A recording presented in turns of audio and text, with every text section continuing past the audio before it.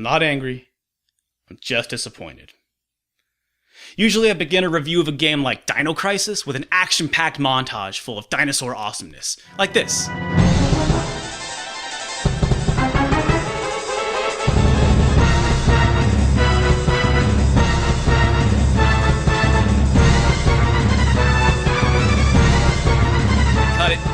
Cut it. But that wouldn't be honest. Here's a more appropriate montage.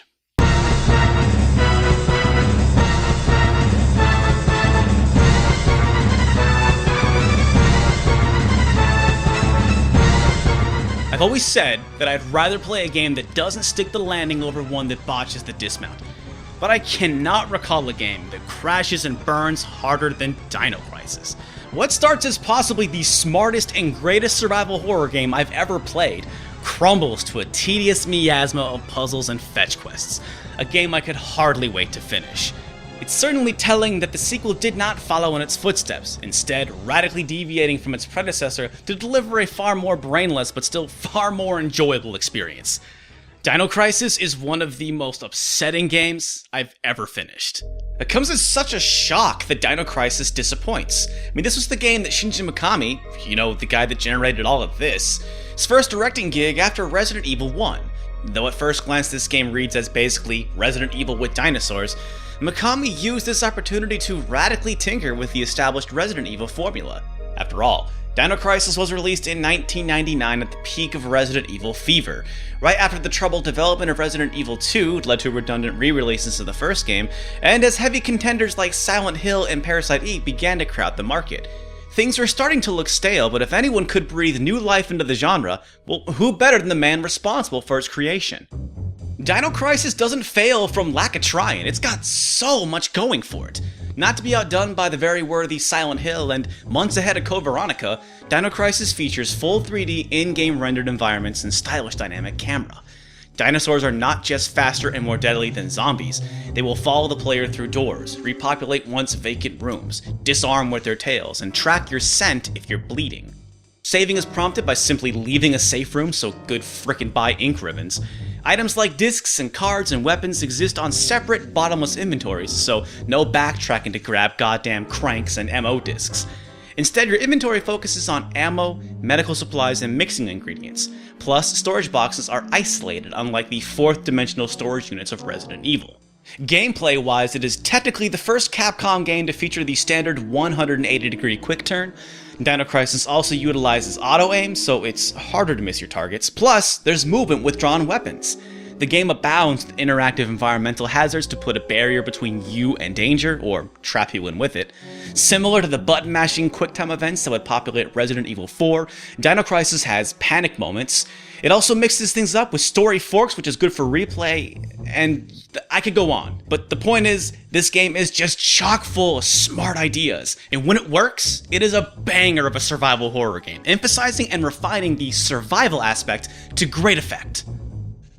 In what was sincerely the high point of the game, you are tasked to rewrite an ID card in order to gain access to certain rooms in the facility. To do this, you need a person's ID number and their fingerprints. So suddenly, all the mangled corpses strewn about the facility are not just set design, they are a potential solution to the puzzle. I was able to find the person's pager number, and after calling it, it became a search to find the body with the beeping pager. So I'm hitting laser fences, I'm jumping in and out of vents, trying to sneak around the facility, avoiding dinos if I can, trying not to get one on my tail. Because the facility is rather big and dinos repopulate areas, I'm never quite sure a room is safe or not. It's great because I felt like a scrappy James Bond, which is a big bonus in any game. Moments like these are not only my favorite parts of survival horror games, it's one of the few truly clever puzzles in the game. Unfortunately, Dino Crisis makes a few glaring mistakes, the biggest being that, like combat, the puzzles need to become more difficult and complicated as the game progresses. Let me learn you about the DDK system. Not content with simple keys for locked doors, I mean, this is a top secret facility after all, certain doors require code discs and code keys to unlock. These items reveal a third component, a hidden password that must be deciphered from a series of jumbled letters. Initially, the solutions are easy to figure out. First, the key field directs you to ignore the following letters, and then it masks the letters behind numbers, so you gotta count out the alphabet, and then the numbers indicate to ignore entire columns, and then the letters are numbered, you gotta count out all the letters, and it's like, oh my god, just let me in the door! On the last DDK locked door, I actually Wheel of Fortune style just guessed the password after sussing out the first few letters. Couldn't help but wonder why all these elements were even necessary when this was the quote-unquote hardest one. As the game inundates you with more puzzles, the dinos start feeling like an afterthought. Swapping batteries, laying colored pipes, this weird variation of pipe dream, and then oh god, the numbers. There are so many passwords and registration numbers and door codes. The dinosaurs start to become just this annoying obstacle, like, just, get out of my way, Dino. I'm just trying to find the number to let me use this key card. The same can be said for Resident Evil zombies, but you could blow their heads off. It's a little more fun to shoot them. Incredibly, things somehow become even more boring when at the end, you spend what feels like hours collecting 6 parts to a generator, combining them through pointless minigames to make 3 key pieces, and then run up and down a series of rooms turning the generator on. Like, I know it's supposed to be this giant experimental generator, but spending so much time plugging things in couldn't be more out of place in a survival horror game. Keys, codes, cards, parts, chips, shit. This isn't Resident Evil with dinosaurs, this is Myst with tank controls. But these rooms are kind of impressive with moving parts and neat animations, but they're complex assets for the PlayStation 1. You soon realize that dinos aren't going to follow you into these rooms due to the limited capabilities of the PlayStation 1. So while you're banging away on these puzzles, you know you're not at risk. One of Dino Crisis' biggest achievements were those full 3D in-game rendered assets, but at what cost, Mikami? At what cost? Now maybe I'm being harsh, maybe I wouldn't mind combing through files and building a generator if there was a point to it all. Dino Crisis has practically nothing past its setup, which isn't a problem until you realize this game is not about a Dino Crisis, but a crisis featuring dinos. You are on the island to snatch up mad scientist Dr. Kirk, but you find him pretty quickly. So at about the halfway mark, the plot basically wraps up. I kid you not. The back 4 to 5 hours of this game, the actual plot then becomes, oh no, the helicopter was eaten by the T-Rex. We gotta find a way out the back door. Like, seriously, that's it. Nothing about saving other scientists, making sure the dinosaurs don't reach mainland, closing off all the portals to prevent more dinosaurs, just, oh man, a force field, I wanted to leave. It's the only motivation for starting the generator, just so you could open up the back door and go home. How you gonna have a game where you have dinosaurs in modern times, but the plot is, wow, there's dinosaurs everywhere? But remember the mission. Dr. Kirk is to blame for all this, but he's never made into an interesting villain. In fact, for most of the game, he's either in your custody or, darn, he just got away again.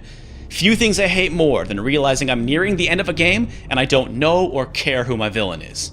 Now, it's possible I missed some stuff. Maybe there was a file coded into a file that filled in the backstory, but if there was, man, too little too late. Because really, if an action game that's trying to be a horror game and one that has dinosaurs can't hold this guy's attention, that's the game's fault, not mine. Now let's talk about the protagonist, Regina. She's established as a very likable, sassy lead right away. That's disgusting. And refreshingly level-headed when dinosaurs show up. This isn't a joke, you idiot. We were just attacked by a big-ass lizard. I think her red hair is really badass, and it's cool that she's the team's weapons expert. Unfortunately, the story doesn't really revolve around her much. She, like her cohorts Gale and Rick, are just there on a mission going through the motions, so I didn't really grow to like her more as the story went forward. And this is why I'm so depressed. I've never been so blown away and then let down by a game. Whether we're talking Dreamcast or PlayStation 1, there's just too many ideas going on here. When it works, it's absolutely incredible, but it does not sustain itself for the whole game. When you're talking PlayStation 1 horror, the games that best come for that Resident Evil crown are Silent Hill, Parasite Eve 1, and Clock Tower. No, the real gem in this series is the sequel, Dino Crisis 2. Roll that action montage.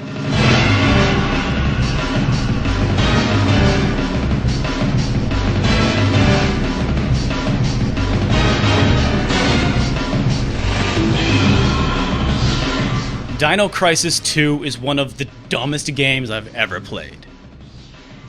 And it's also one of the system's best action games. It succeeds by setting the bar low and understanding that you can still craft a fun, unique experience so long as all the pieces fit.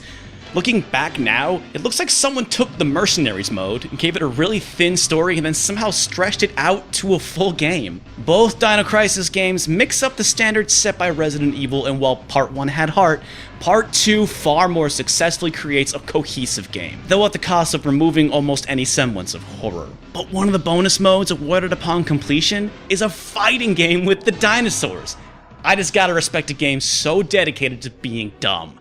Really. There ain't never been a game like Dino Crisis 2.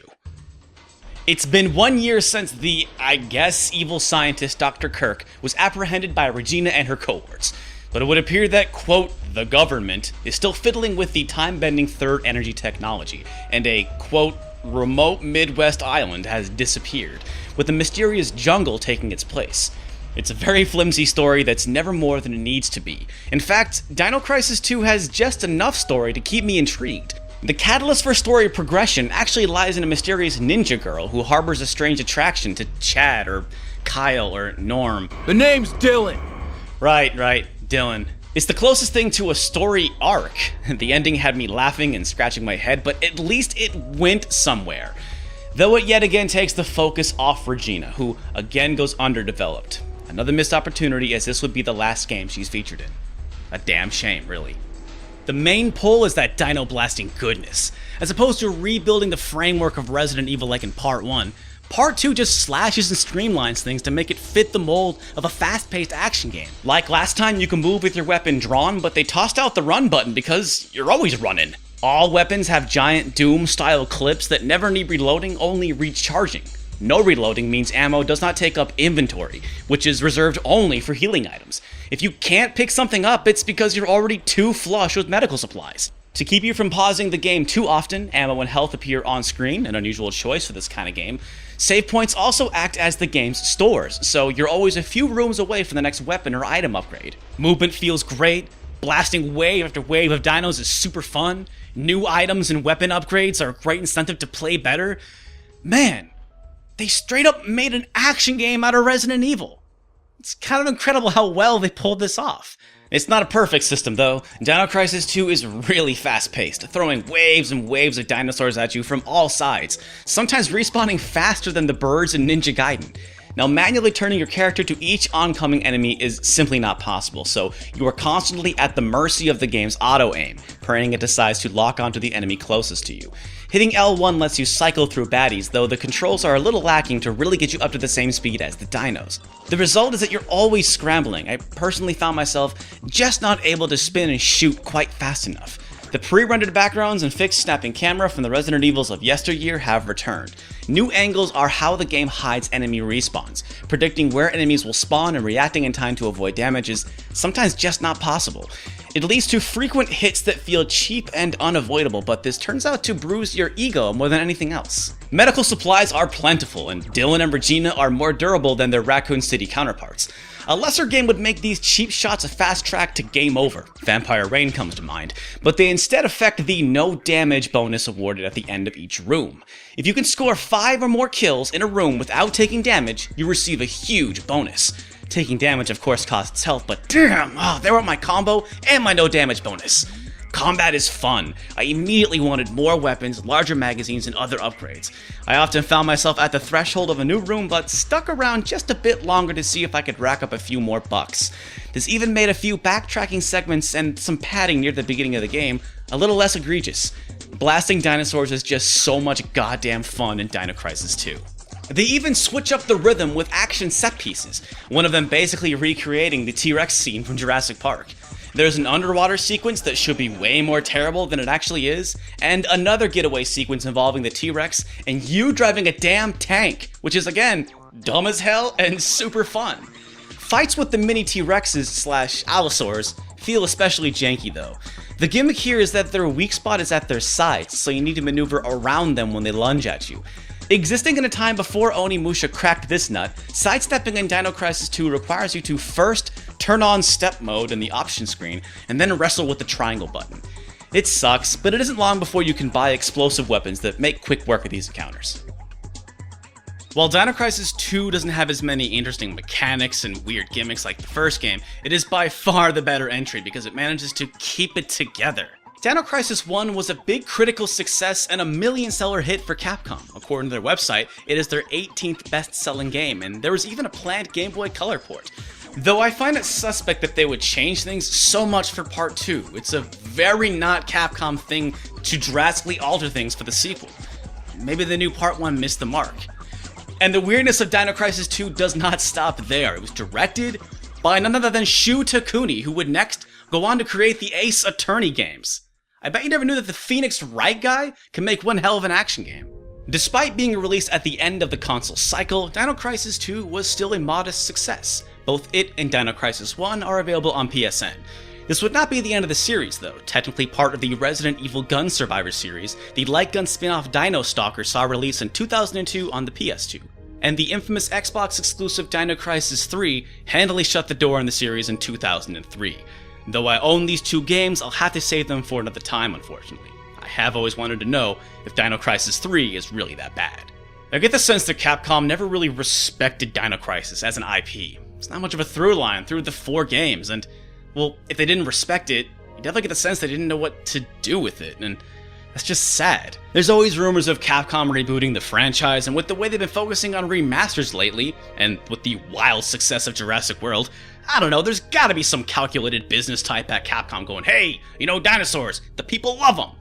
But let's be honest here, remasters usually happen to already good games because of their brand recognition, not due to missed potential. But Dino Crisis? Hardcore Resident Evil fans want it, people love dinosaurs, and it is definitely a series that could use another step at the plate. Plus, I want to know more about Regina. But I ain't holding my breath. It would be cool, but who knows. At any rate, Dino Crisis 1 and Dino Crisis 2 are available on PSN for cheap. But if you ask me, your mission is Dino Crisis 2.